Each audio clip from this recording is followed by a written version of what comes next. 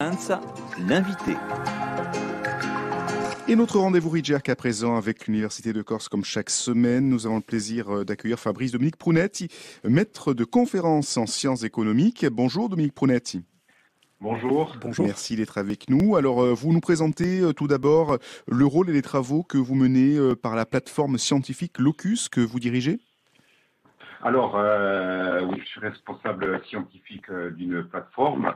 Elle a été construite avec d'abord un objectif scientifique. L'objectif scientifique, c'était d'expliquer l'utilisation des sols dans un petit territoire insulaire et, dans le deuxième temps, de fournir des scénarios de politique publique à l'aide de simulations en créant ce qu'on appelle un territoire expérimental virtuel afin de mesurer les effets de ces différentes politiques. Oui, alors pour que nos auditeurs puissent rentrer à vos côtés, Dominique, au sein de cette plateforme, il y a des questions vives en fait, sociales très vives que vous arrivez à traiter. Alors je peux en citer une comme ça, qui est très concrète. Est-ce qu'on peut maintenir et développer une agriculture productive en Corse? Est-ce qu'il peut y avoir un équilibre entre le développement de résidences secondaires et l'accession à la propriété de populations locales? Ça fait partie des questions que vous vous posez et tous ces travaux finalement de données géoréférencées que vous accumulez servent à ça au final?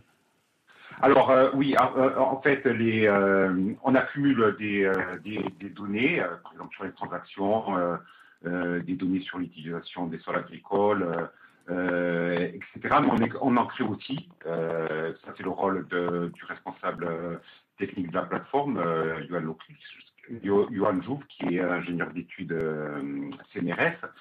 Et ensuite, c'est utilisé dans le cadre de travaux qui sont des travaux d'économétrie, des travaux empiriques qui nous servent à mesurer les choses. Puis ensuite, on mène ce qu'on appelle des modèles à base d'agents, c'est-à-dire des simulations.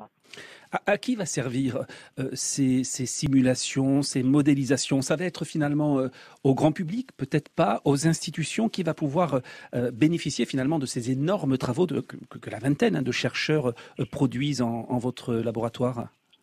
Alors, ça a plusieurs buts en fait. La recherche scientifique, c'est d'abord comprendre ce qui se passe, d'essayer de voir ce qui se passe. Après, ça peut être un guide à la décision publique, pour les politiques qui veulent bien s'en saisir. Et ensuite, il y a ce qu'on nous demande aussi d'un point de vue plus académique, je dirais plus milieu universitaire, c'est aussi d'essayer d'améliorer les outils de mesure, etc. Ça, c'est directement scientifique et directement plus adressé à la communauté scientifique. Et en préparant cette émission avec vous, Dominique Prunetti, vous nous avez parlé de systèmes multi-agents. Voilà, vous avez prononcé également le nom tout à l'heure, de modèles à base d'agents. Quelques précisions sur ces termes pour le grand public? Alors, en essayant, je vais essayer d'être clair. Donc, les systèmes multi-agents, ça sert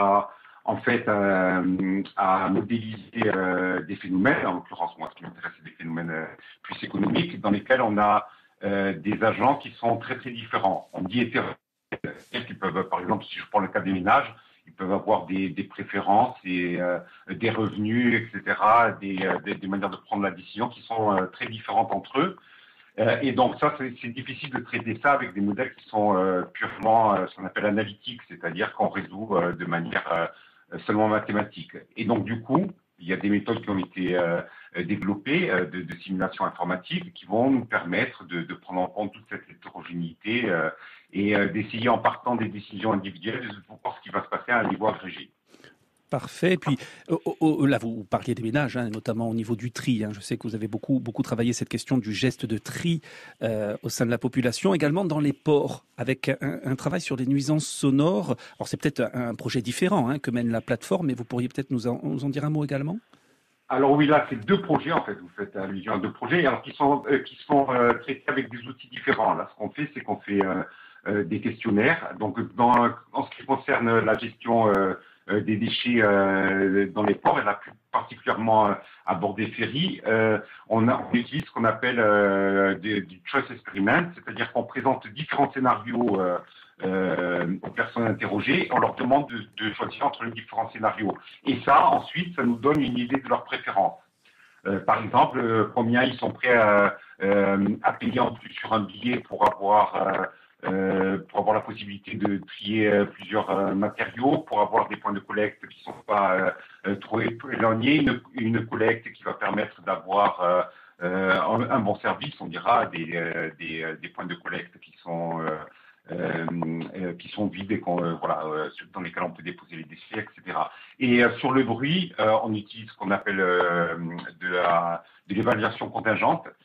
C'est-à-dire qu'en fait, donc là, le bruit s'apportait sur 3 ports qui étaient les ports de Bastia, de Livourne et de Gênes. Et en fait, on a interrogé les personnes interrogées devaient estimer combien ils étaient prêts à payer pour avoir une électrification qui permettait de réduire le bruit de 10 décibels. Et bon, voilà, bien évidemment, en fonction des sites, on observe des consentements à payer qui vont être différents, en fonction de l'endroit où est situé dans la ville. Par exemple, à Gênes, le port est directement dans la ville, très bruyant, etc. Et le consentement à payer va être plus important qu'à Livourne ou plus encore qu'à Bastia. Dominique Prunetti, on va vous remercier. On rappelle que vous êtes maître de conférence en sciences économiques. Vous dirigez donc cette plateforme scientifique Locus. Merci d'avoir été avec nous dans notre rendez-vous Ridgerc avec l'Université de Corse et à très vite. Merci. Au revoir. Au revoir.